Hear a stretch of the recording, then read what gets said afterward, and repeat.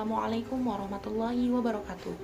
Perkenalkan, nama saya Nurul Afrila dengan nomor induk mahasiswa 190811138 kelas PAID semester 4. Di sini saya selaku pemateri pertama akan membahas mengenai dinasti Ayyubiyah. Yang pertama, kita harus mengetahui bagaimana berdirinya dinasti Ayyubiyah itu sendiri. Ayyubiyah itu adalah sebuah dinasti Sunni yang berkuasa di Mesir, kemudian Suriah, sebagian Yaman, Irak, Mekah, Hijaz, Diyarbakir. Dinasti ini didirikan oleh Salahuddin Al-Ayyubi. Tentu kita mengenalnya ya, kita dan sering mendengar tokoh salah satu ini. Pada tahun 1174 Masehi. Nama lengkapnya itu adalah Salahuddin Yusuf Ibnu Ayyub. Ia berasal dari suku Kurdi Hazabani. Ia adalah putra Najibuddin Ayyub dan keponakan Asaduddin Syirkuh. Najibuddin Ayyub dan Asaduddin Syirkuh ini hijrah dari kampung halamannya di dekat Danau Van ke Takrit, tepatnya itu adalah di Irak. Salahuddin lahir di Benteng Takrit pada tahun 532 Hijriah atau 1137 Masehi. Ketika ayahnya ini menjadi penguasa di Seljuk Takrit, pada saat itu ayah dan pamannya itu mengabdi kepada Imaduddin Zanki, seorang gubernur Seljuk untuk kota Mosul, tepatnya juga adalah di Irak. Ketika Imaduddin berhasil merebut wilayah Baalbek, Lebanon pada tahun 534 Hijriah atau 1139 Masehi, Najibuddin Ayyub ini diangkat menjadi gubernur Baalbek dan menjadi abdi raja Suriah, yakni Nuruddin Mahmud. Selama di Baalbek, inilah Salahuddin menekuni teknik dan strategi perang serta politik. Selanjutnya dia mempelajari teologi Sunni selama 10 tahun di Damaskus dalam lingkungan istana Nuruddin. Kemudian bagaimana sih masa pemerintahan dinasti Ayyubiyah ini? Pada awal kedudukannya sebagai Perdana Menteri, ia masih menghormati simbol-simbol Syiah pada pemerintahan Al-Adid Lidinillah.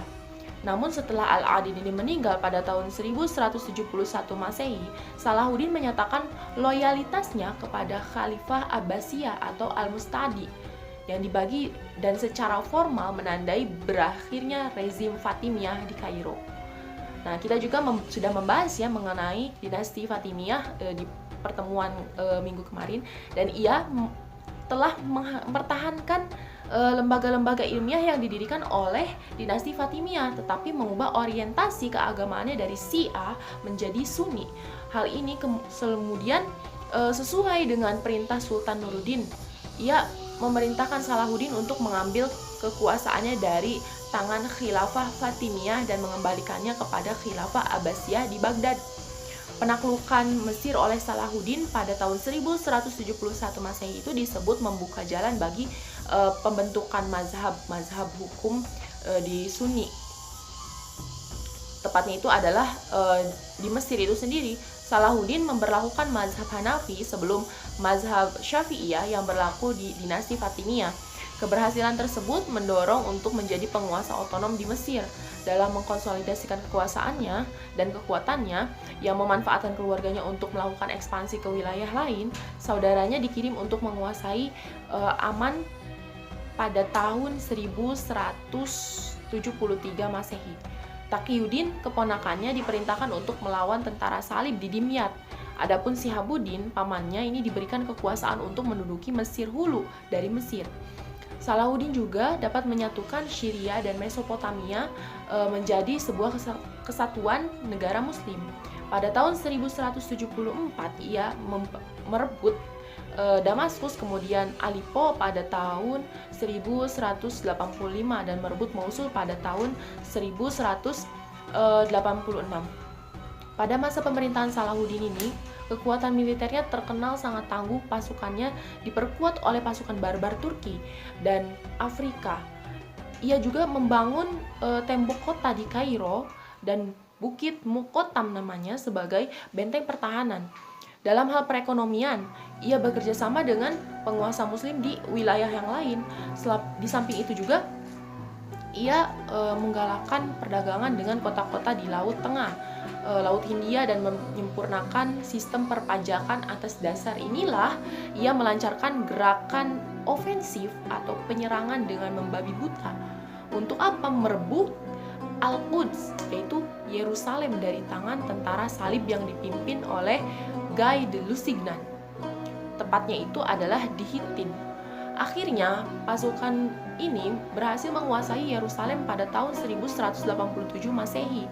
Ini berarti Yerusalem dapat dikuasai oleh orang Muslim untuk kedua kalinya setelah 80 tahun dikuasai oleh kaum Kristiani. Setelah kejadian itu, orang-orang Frank itu tersingkirkan, meskipun hanya untuk sementara.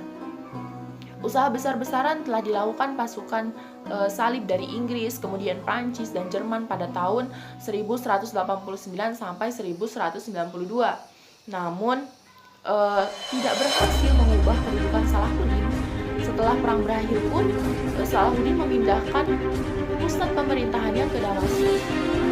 Kemudian penguasa-penguasa apa saja sih yang menonjol pada masa yang pertama itu ada Salahuddin Yusuf Al-Ayyubi pada tahun 1171 sampai 1193 Masehi. Kemudian yang kedua ada Malik Al-Adil Saifuddin, itu pemerintahan satu pada tahun 1200 sampai 1218 Masehi. Yang ketiga ada Malik Al-Kamil Muhammad, yaitu pada tahun 1118 sampai 1238 Masehi. Kemudian berakhirnya dinasti Ayyubiyah ini seperti apa? Runtuhnya dinasti Ayyubiyah ini dimulai pada masa pemerintahan Sultan As-Solih. Pada masa pemerintahan As-Solih terjadi serangan pasukan budak atau Mamluk dari Turki yang berhasil merebut kekuasaan di Mesir. Walaupun sebelumnya pasukan ini berhasil menaklukkan perang salib ke-6 yang dipimpin Raja Prancis St. Louis, itu setelah As-Solih meninggal pada tahun 1249 Masehi, kaum Mamluk mengangkat istri As-Solih, Sajarat Ad-Dur, sebagai sultan. Dengan demikian berakhirlah pemerintahan dinasti Ayyubiyah di Mesir. Meskipun demikian, dinasti Ayyubiyah masih berkuasa di Suriah pada tahun 1260 Masehi. Tentara Mongol hendak menyerbu Mesir. Kemudian komando tentara Islam dipegang Qutuz, panglima perang Mamluk. Dalam pertempuran Yain Jalut, Qutuz ini berhasil mengalahkan tentara Mongol dengan gemilang. Selanjutnya, Qutuz ini mengambil alih kekuasaan dinasti Ayyubiyah. Sejak itu berakhirlah kekuasaan dinasti Ayyubiyah. Kemudian ilmu pengetahuan apa saja sih pada masa dinasti Ayyubiyah ini yang berkembang? Sebagaimana dinasti-dinasti sebelumnya yang sudah dijelaskan dan sudah kita pelajari, bahwa dinasti Ayyubiyah juga mencapai kemajuan yang gemilang di bidang ilmu pengetahuan. Di antaranya, yang pertama yaitu ada di bidang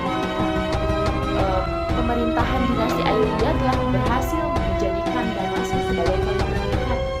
Hal ini ditandai dengan dibangunnya Dar al-Hadis al-Kamilah pada tahun 1222 Masehi dan Madrasah As-Sawuhiyah pada tahun 1239 Masehi. Dar al-Hadis al-Kamilah dibangun untuk mengajarkan pokok-pokok hukum yang secara umum terdapat di dalam mazhab Sunni. Adapun Madrasah As-Sawuhiyah itu berperan sebagai pusat pengajaran 4 mazhab yang sudah kita ketahui. Kemudian yang kedua ada di bidang arsitektur. Kemajuan dalam bidang arsitektur juga dapat dilihat pada monumen bangsa Arab, bangunan masjid di Beirut yang mirip gereja, dan istana-istana yang menyerupai bentuk gereja. Kemudian yang ketiga itu ada bidang filsafat dan keilmuan. Bukti konkret dari kemajuan filsafat dan keilmuan pada dinasti Ayyubiyah ini adalah Adelas of Bath, yaitu karya-karya orang Arab tentang astronomi dan geometri. Penerjemahan bidang kedokteran juga. Pada bidang kedokteran juga telah didirikan sebuah rumah sakit bagi orang-orang yang menderita cacat pikiran. Kemudian yang keempat itu ada bidang industri. Kemajuan dinasti Ayyubiyah di bidang industri ini dibuktikan dengan dibuatnya kincir oleh seorang Cina yang lebih canggih dibandingkan buatan orang-orang barat. Terdapat pabrik karpet, kemudian pabrik kain dan pabrik gelas itu sudah ada di sana. Kemudian yang kelima itu ada bidang ekonomi dan perdagangan. Dalam hal perekonomian, dinasti bekerjasama dengan penguasa Muslim di wilayah lain, seperti yang sudah saya jelaskan sebelumnya. Di samping itu, menggalakkan perdagangan dengan kota-kota di Laut Tengah, kemudian Lautan Hindia, dan menyempurnakan sistem perpajakan. Pada bidang perdagangan, dinasti ini membawa pengaruh bagi Eropa Eropa terdapat perdagangan agrikultur dan industri, dan hal ini menyebabkan apa? Perdagangan internasional melalui jalur laut itu sejak saat itu dunia ekonomi dan perdagangan sudah menuangkan sistem kredit. Uang juga termasuk letter of credit atau LC. Bahkan ketika itu sudah ada uang yang terbuat dari emas. Selain itu juga dimulai percetakan mata uang di tahap campuran atau namanya itu fulus. Percetakan fulus yang merupakan mata uang dari lembaga ini dimulai pada masa pemerintahan Sultan Muhammad Al-Kahir Ibnu Al-Adil Al-Ayyubi. Percetakan uang fulus tersebut dimaksudkan sebagai alat tukar terhadap barang-barang yang tidak signifikan secara rasio. 48 fulus itu untuk setiap dirhamnya. Kemudian ada yang keenam itu bidang militer. Pada masa pemerintahan Salahuddin, kekuatan militernya terkenal sangat tangguh. Pasukan diperkuat, kemudian oleh pasukan Barbara juga. Turki dan Afrika itu sudah diperkuat oleh pasukan ini. Ia juga membangun tembok kota di Kairo dan Muqattam sebagai benteng pertahanan. Selain memiliki alat-alat perang seperti kuda pedang dan panah, dinasti ini juga memiliki burung elang sebagai kepala burung dalam peperangan. Di samping itu, adanya perang salib membawa dampak positif, keuntungan di bidang industri, perdagangan, dan intelektual misalnya dengan adanya irigasi. Kemudian, yang ketujuh itu ada bidang kebudayaan. Salahuddin Al-Ayyubi menjadi tokoh yang meneladankan satu konsep dan budaya, yaitu perayaan hari lahir Nabi Muhammad SAW yang kita kenal dengan sebutan Maulid atau Maulud. Maulid atau Maulud ini berasal dari kata milad yang berarti tahun dan bermakna seperti istilahnya itu seperti kita kenal, yaitu istilah ulang tahun. Mungkin cukup sekian yang dapat saya sampaikan, kurang lebihnya mohon maaf. Akan dilanjut oleh pemateri kedua. Bismillahirrahmanirrahim. Assalamualaikum warahmatullahi wabarakatuh. Perkenalkan, nama saya Alvina Sri Pujastuti dari kelas PID tentunya. Izin mempresentasikan sedikit dari yang teman-teman tadi saya sudah presentasikan. Di sini saya akan mempresentasikan tentang dinasti Murabitun. Proses berdirinya dan berkembangnya dinasti Murabitun. Murabitun adalah salah satu dinasti Islam yang berkuasa di Maghribi. Nama Murabitun berkaitan erat dengan nama tempat tinggal mereka, yaitu Robit atau madrasah. Mereka biasa juga diberi gelar dengan Al-Mulasimum, yaitu orang-orang yang menutupi wajahnya dengan kerudung. Asal usul dinasti dari Lemtuna, salah satu pusat dari suku Senhaja, berawal dari 1000 anggota pejuang. Di antaranya kegiatan mereka adalah menyebarluaskan agama Islam dengan mengajak suku-suku lain untuk menganut agama Islam seperti yang mereka anut. Mereka mengambil ajaran madhab salaf yang sangat ketat. Wilayah mereka meliputi Afrika Barat, Daya, dan Andalus. Pada mulanya, gerakan keagamaan yang kemudian berkembang menjadi religio militer. Dalam menyiarkan Islam dengan sebutan Al-Mulasimum, juga dinyatakan oleh Dr. Ali Al-Mufrodi, mereka menyiarkan Islam dengan semangat dan menggunakan cadar, sehingga dinamakan Al-Mulasimum, yaitu orang-orang yang bercadar. Perkataan Al-Murabitun sebagaimana ditulis oleh Grade dalam bahasa Arab yang berarti murabit, yang dalam bahasa Perancis disebut dengan marabot atau menyimpulkan, mengikat, memasang, meletakkan, mengaitkan, atau menambatkan. Dengan demikian, seorang marabot atau murabit adalah orang yang terikat, terlambat kepada Tuhannya. Bagaikan seekor unta yang diikat pada tiang tambatan atau kapal yang ditambat di dermaga dan sebagainya. Sementara Lapidus mengatakan bahwa al-murabitun berasal dari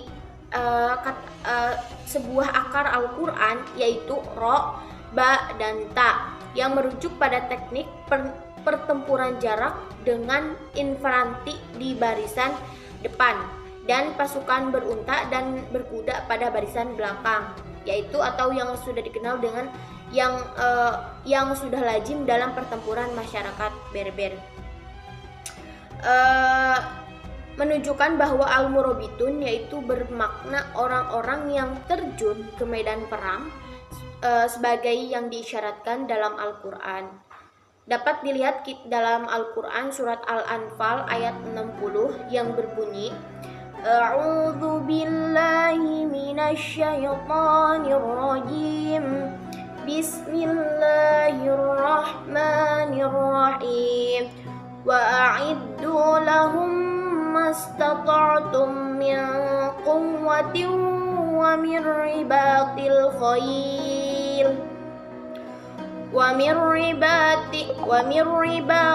khayl turhibuna bihi aduwallahi wa aduwakum wa akharina min dunihim la ta'lamunahumullahu ya'lamuhum wa ma tunfiqu min syai'in fi sabilillahi yuwaffa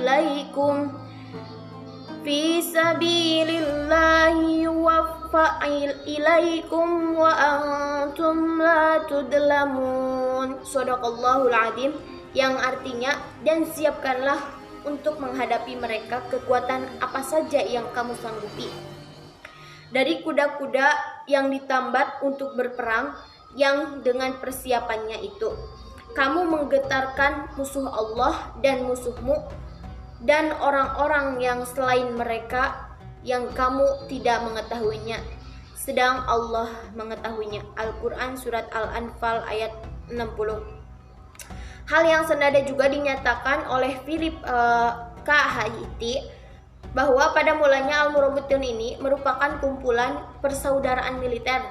Mereka mengambil anggota-anggota yang baru dari kalangan suku-suku yang kaumnya lelakinya memakai kerudung yang menutupi muka sampai ke mata. Justru itu mereka dinamai dengan pemakai kerudung.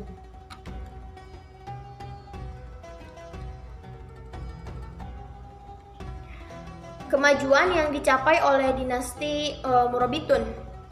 Yang pertama ada filsafat. Pada masa Daulah Umayyah II telah diketahui bahwa Cordoba dengan perpustakaan dan universitas-universitasnya mampu menyaingi Baghdad sebagai pusat ilmu pengetahuan dan peradaban Islam. Kebijakan para penguasa dinasti Umayyah di Andalusia ini merupakan langkah untuk melahirkan para ilmuwan dan filosof yang terkenal pada masa itu. Yang kedua ada sains. Di antara sains yang berkembang saat itu adalah kedokteran, musik, matematika, astronomi, kimia, dan lain sebagainya. Salah seorang tokoh yang terkenal dalam kimia dan astronomi adalah Abbas bin Farmas. Dia adalah seorang yang pertama yang menemukan pembuatan kaca dari batu. Lanjut ada fikih madhab Maliki. Madhab Maliki ini mengalami perkembangan yang signifikan karena selain salah satunya madhab yang dapat diterima di kalangan muslimin Andalusia, juga karena mendapat dukungan dari penguasa Murabitun dan para fuqaha. Yang ketiga ada kemunduran dan kehancuran dinasti Murabitun. Pada pertengahan abad ke-12 pemerintahan Al-Murabitun mulai terdesak dan beberapa kesultanan muslim Spanyol menolak otoritasnya. Hal ini disebabkan konsolidasi kekuatan dan kekuasaan sehingga mengalami masa-masa kemunduran.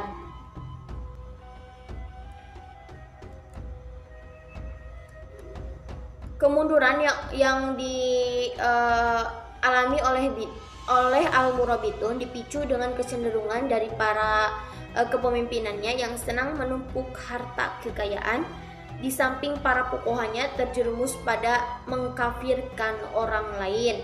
Salah satunya yaitu lemahnya disiplin tentara dan merajalelanya korupsi melahirkan diintegrasi.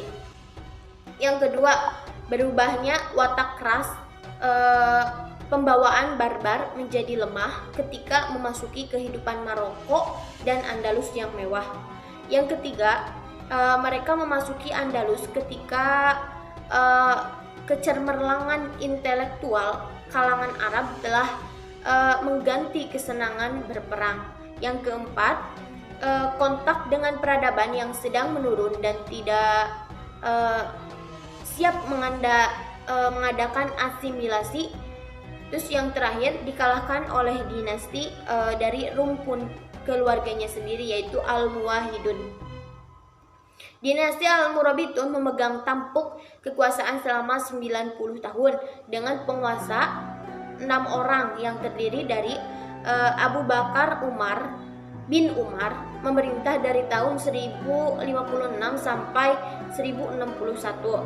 Yang kedua, Yusuf bin Tafsin yang memerintah pada tahun 1061 sampai 1107. Terus yang ketiga ada Ali bin Yusuf yang memerintah pada tahun 1107 sampai 1143. Dan ada Tafsin bin Ali, terus Ibrahim bin Tafsin dan Ishak bin Ali yang memerintah terakhir sampai 1147. Gerak maju Katolik Roma di Andalusia yang tertunda dengan kedatangan Al-Murabitun kemudian mendapat momentumnya kembali. Namun demikian, sekali lagi ini terhenti dengan kedatangan gerombolan yang lain atau gelombang yang lain Muslim dari utara, yaitu kaum Al-Mohad atau dalam bahasa Arab itu Al-Muwahhidun. Mungkin sekian presentasi dari saya, kurang lebihnya mohon maaf. Wassalamualaikum warahmatullahi wabarakatuh.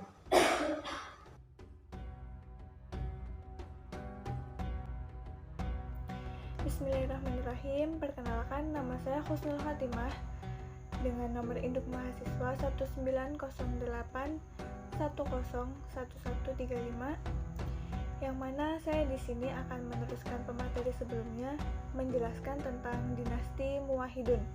Nah, berdirinya dinasti Muwahhidun ini diawali pada masa akhir dinasti Murabitun, yang mana Abdullah ibnu Tumar, seorang sufi Masjid Cordoba, melihat sepak terjang kaum Murabitun, ia ingin memperbaikinya, yang mana kemudian ia berangkat ke Baghdad menambah ilmu kepada Imam Al-Ghazali. Setelahnya dirasa cukup memadahi, kemudian ia kembali tinggal di Maroko, dan di situ ia mulai mengkritik dan mencela perbuatan raja-raja Murabitun yang bersalahan dengan syariat Islam, yang menurutnya pahamnya tidak mengikuti sunnah Rasul. Nah, kemudian pendidikan yang rendah pada masa pemerintahan Murabitun itu dijadikan sebagai motivasi Ibnu Tumar untuk pergi ke Baghdad mencari ilmu kembali. Nah, sekembalinya dari Baghdad ke Afrika Utara, Ibnu Tumar pada tahun 1100 Masehi ia bertekad untuk melakukan pemurnian ajaran Islam, karena menurutnya ajaran Islam di bawah Murabitun mengalami penyimpangan. Nah, gerakan ini didasari atas keinginannya untuk memurnikan ajaran Islam, berdasarkan tauhid. Karena itu, gerakan ini kemudian dikenal dengan sebutan Muwahhidun, yang mana setelah mendapat pengikut yang banyak dan kepercayaan penuh dari orang-orang terkemuka di sukunya, pada tahun 1121 Masehi, ia mengaku dirinya sebagai Al-Mahdi dan bertekad mendirikan pemerintahan Islam yang didasari atas prinsip ketauhidan. Nah, untuk mewujudkan semua keinginannya, Ibnu Tumar mengirim sejumlah pengikutnya ke berbagai tempat untuk mengajak penduduk itu ke jalan yang benar, sesuai dengan ajaran Islam, dan menyelamatkan diri dari ajaran kelompok Murabitun yang dianggap telah menyekutukan Allah. Yang mana anjuran yang selalu diajarkan kepada pengikutnya adalah untuk berakhlak mulia, taat undang-undang, salat tepat pada waktunya, membawa wirid yang dibuat Al-Mahdi, dan buku-buku akidah muwahhidun.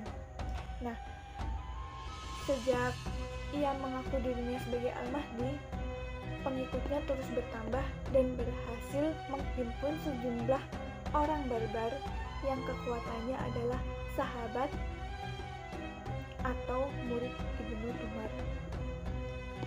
Dari sinilah kemudian Ibnu Tumar menyusun konsep dan memberikan definisi yang jelas bagi kelompoknya. Bisa dikatakan bahwa pada mulanya dakwah Ibnu Tumar ini adalah murni didasari oleh keagamaan. Artinya tidak didasari oleh kepentingan-kepentingan yang lain, melainkan semata-mata hanya menegakkan tauhid secara murni. Namun, seiring dengan waktu dan jumlah pengikutnya yang semakin bertambah, karena didasari dengan dakwahnya dapat diterima dan dapat diterima oleh orang banyak. Di sisi lain, dinasti Murabitun semakin lemah.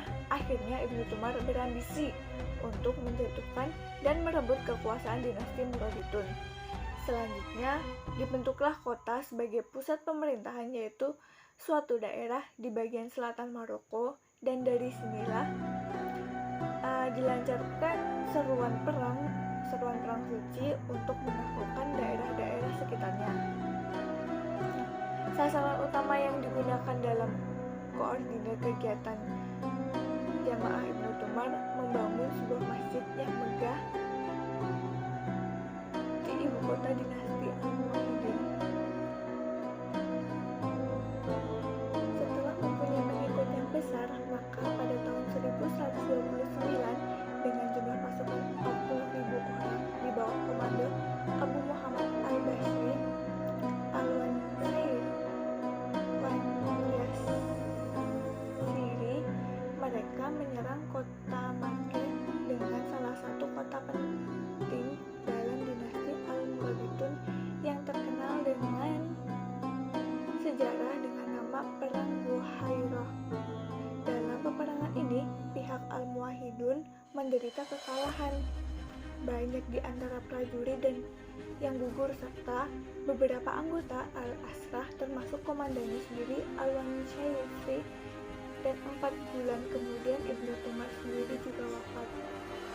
Sesudah Ibnu Tumar meninggal dunia, Abdul Mukmin bin Ali dibaiat sebagai penggantinya. Setelah mendapat pengakuan dan dinobatkan oleh Dewan 10 orang, ia diberi gelar bukan Al-Mahdi, melainkan Khalifah. Pada masa kepemimpinannya, inilah Muwahhidin banyak meraih kemenangan dalam beberapa peperangan. Pada tahun 1162, Abdullah Mukmin bin Ali meninggal dunia. Beliau digantikan putranya sendiri yang bernama Abu Yaqub Yusuf bin Abdul Mukmin yang sama seperti ayahnya ingin memperluas wilayah kekuasaan baik ke utara maupun ke timur. Dalam masa kepemimpinannya, paling tidak ada 2 kali peperangan yang dilakukannya ke Andalusia. Pertama, pada tahun 1169 di bawah pimpinan saudaranya Abu Hafiz, mereka berhasil merebut Toledo. Yang kedua, pada tahun 1184 yang dikomandoi sendiri dan berhasil menguasai wilayah Shantarin sebelah barat Andalusia, sekaligus menghancurkan pertahanan tentara Kristen di daerah Lisbon atau ibu kota Portugal saat ini.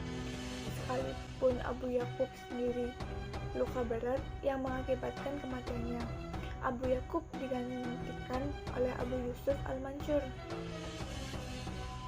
Al-Mansur mencatat kemenangan atas penduduk Bani Hamad di Bajaya setelah ia meminta bantuan Bahadun, Panglima Salahuddin Al-Ayyubi. Selanjutnya, kemajuan-kemajuan yang dicapai dinasti Muwahhidin. Adapun beberapa kemajuan yang telah dicapai dinasti Muwahhidin, diantaranya yang pertama di bidang politik. Nah, dalam bidang politik ini, Muwahhidin berhasil menguasai daerah kepulauan Samudra Atlantik hingga Mesir dan Andalusia. Yang kedua yaitu di bidang ekonomi. Nah, dalam bidang ekonomi ini, dinasti Muwahhidin menguasai jalur-jalur strategis di Italia dan menjalin hubungan dagang dengan Genoa, dan tahun 1157 Masehi dengan Pias. Perjanjian itu berisi tentang perdagangan, izin mendirikan bangunan, gedung, kantor, loji, dan pemungutan pajak. Selanjutnya yaitu yang ketiga di bidang arsitektur. Nah, dalam bidang arsitektur ini yang berbentuk monumen seperti Gerda, menara pada Masjid Jami di Sevilla, dan Al-Qutubiyah, menara yang sangat megah di Maroko, dan Menara Hasan di Rabat. Juga mendirikan rumah sakit di Markesi yang tidak tertandingi. Nah, yang selanjutnya yaitu ilmu pengetahuan dan filsafat. Tercatat, cendekiawan Muslim yang terkenal adalah Ibnu Bajjah. Ia seorang ahli filsafat dan musik. Selain itu ada Ibnu Taufaini, seorang dokter istana Muwahhidin pada masa Abu Yakub Yusuf. Ia dikenal juga dengan nama Al-Andalusi, Al-Qutubi, Al-Isbili. Yang selanjutnya yaitu cendekiawan yang lebih terkenal adalah Averroes atau Ibnu Rushd. Ia adalah seorang filosof, dokter, ahli matematika, ahli hukum, juga seorang polemik. Tahun 578 Hijriah, ia menggantikan Ibnu Taufali sebagai kepala tabib atau dokter istana. Pada masa Yakub Yusuf, ia juga seorang qadhi di Cordoba. Setelah itu yaitu kemunduran dan kehancuran dinasti Muwahhidin. Sejak khalifah dipegang oleh Muhammad al-Nasir, dinasti Muwahhidin mulai menunjukkan kelemahan-kelemahannya karena khalifah tidak lagi memiliki kemampuan untuk menyusun strategi militer guna menghadapi kekuatan tentara Kristen, sehingga dalam pertempuran pasukan Muwahhidin senantiasa mengalami kekalahan. Setelah Al-Nasir wafat, selanjutnya kekuasaan dinasti Muwahhidin dipimpin oleh khalifah yang lemah. Maka setelah mengalami kejayaan selama 1 abad, dinasti Muwahhidin ini mengalami kemunduran dan pada akhirnya mengalami kehancuran. Adapun faktor kemunduran tersebut antara lain disebabkan sebagai berikut. Yang pertama, perebutan tahta di kalangan keluarga kerajaan. Yang kedua yaitu melemahnya kontrol terhadap penguasa daerah. Yang ketiga yaitu mengendurnya tradisi disiplin. Yang keempat yaitu memudarnya keyakinan Ibnu Tumar, bahkan namanya tak disebut lagi dalam dokumen negara. Yang terakhir yaitu menguatnya kelompok dan raja-raja Kristen Andalusia, dan masih banyak lain sebaiknya. Dirasa cukup sekian presentasi yang saya sampaikan. Jika ada kurang lebihnya saya mohon maaf. Wassalamualaikum warahmatullahi wabarakatuh.